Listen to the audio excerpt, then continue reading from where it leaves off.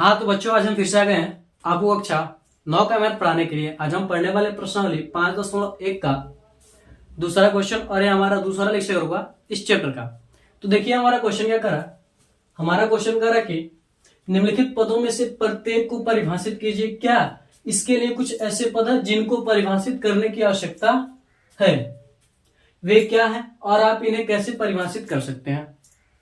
इन्हें हमें क्या करना है, इन सबका परिभाषा देखना और देखना कि इसमें क्या है, कुछ ऐसी चीजें हैं जो क्या कर सकते हैं हमें, जिनको हम क्या कर सकते हैं, परिभाषित कर सकते हैं। ठीक है, देखिए पहला है समांतर रेखाएं। समांतर रेखाएं क्या होती हैं? वे रेखाएं जो एक दूसरे को कभी प्रतिच्छेदित नहीं करती हैं, समांतर रेखाएं कहलाती हैं। यानी ऐसी रेखाएं क्या हो, कभी एक दूसरे को प्रतिच्छेदित न करें। ठीक है, ऐसी रेखाओं को हम क्या कहेंगे, समांतर रेखाएं कहेंगे। चाहे वो इधर से बढ़ाया जाए चाहे उधर से, कहीं से भी बढ़ाया जाए, वो क्या होती हैं, प्रतिच्छेदित नहीं करती हैं एक दूसरे को। या सीधे सीधे भी इस तरह से भी हो सकती हैं, तिरछे भी हो सकती हैं, इस तरह से भी हो सकती हैं। ठीक है, ये रेखाएं किसी भी तरह से हो सकती हैं, लेकिन यह दोनों रेखाएं क्या करेंगी, एक दूसरे को कभी भी प्रतिच्छेदित नहीं करेंगे। ठीक है, इसे मिटाते हैं। आप स्क्रीनशॉट ले लीजिए इसका।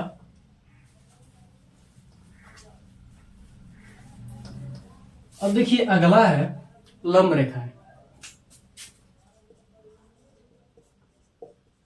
लंब रेखाएं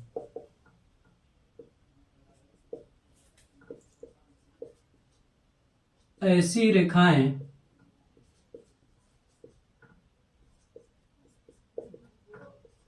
जो एक दूसरे को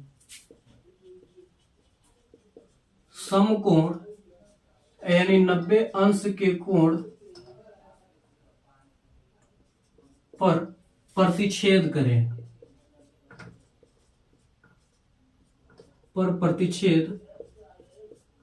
करें, लंब रेखाएं कहलाती हैं। लंब रेखाएं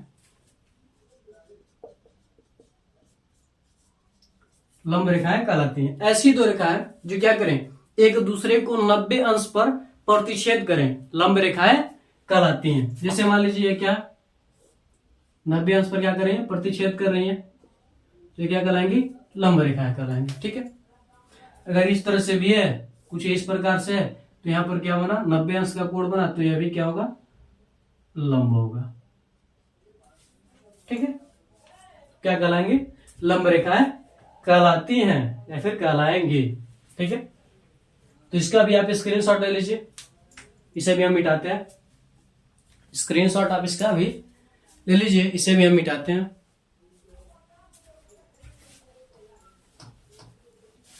अब देखिए अगला है हमारे पास रेखाखंड।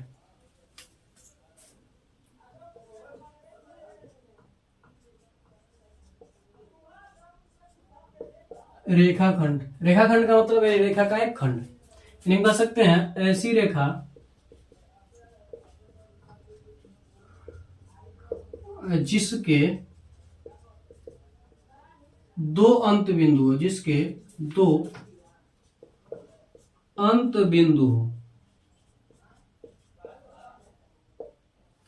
रेखाखंड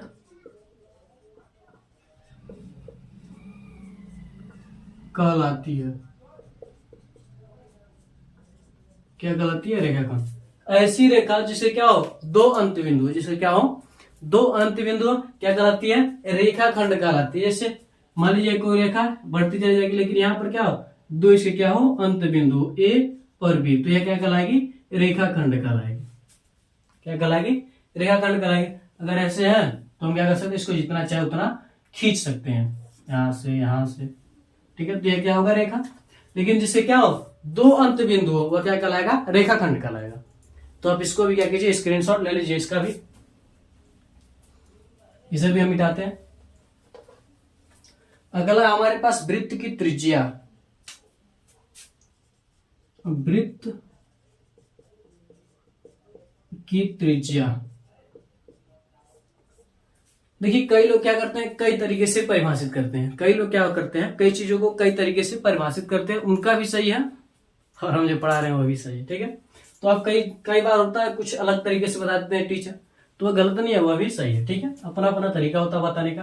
देखिए वृत्त की त्रिज्या हम कर सकते हैं, वृत्त की परिधि से वृत्त के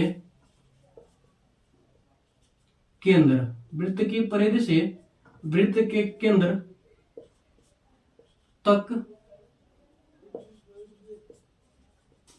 की दूरी को वृत्त की त्रिज्या कहते हैं, वृत्त की त्रिज्या कहते हैं। ठीक है, वृत्त की त्रिज्या कहते हैं। जैसे मान लीजिए क्या है, वृत्त है, यहाँ पर यह केंद्र हो गया। ठीक है, अब वृत्त के केंद्र यह क्या हो गया, परिधि हो गया। अब इन दोनों के बीच की दूरी को ही हम तो क्या कहेंगे, ए और बी, ये क्या होगा, ए बी बराबर क्या होगा, त्रिज्या होगा। इसी को तो हम क्या कहेंगे, वृत्त की त्रिज्या कहेंगे। और इसे थोड़ा सा और यहां से मिला देंगे तो ये क्या हो जाएगा, वृत्त का व्यास हो जाएगा। ठीक है, तो आप स्क्रीनशॉट ले लीजिए। और वृत्त की जो त्रिज्या होती है वो क्या होती है, हर जगह क्या होती है, बराबर होती है। वृत्त में हर जगह क्या होती है, बराबर होती है। यानी यहां से यहां तक की भी दूरी समान होगी, यहां से यहां तक हर जगह क्या होगी, दूरी समान होगी वृत्त में। तो आप इसका भी स्क्रीनशॉट ले लीजिए, फिर हम इसे मिटाते हैं, फिर आगे बढ़ते हैं वर्ग पर।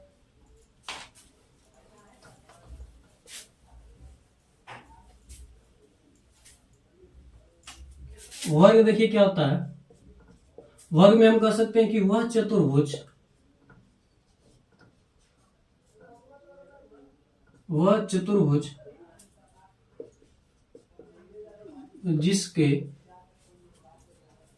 सभी भुजा, जिसके सभी भुजा बराबर हो तथा सभी कोण समकोण हो।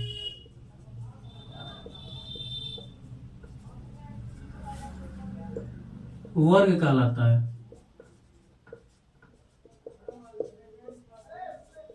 क्या कहलाता है, वर्ग कहलाता है। इसमें क्या, सभी भुजा क्या हो, बराबर हो, सभी भुजा क्या हो, बराबर हो, और सभी कोण क्या हो, 90 अंश के हो। तो इसे हम क्या कहेंगे, ऐसे चतुर्भुज को हम क्या कहेंगे, ऐसे चतुर्भुज को हम वर्ग कहेंगे। यानी यह भी क्यों, ए ए ए 90 90 90 90, यानी समकोण हो, 90 डिग्री का कोण हो।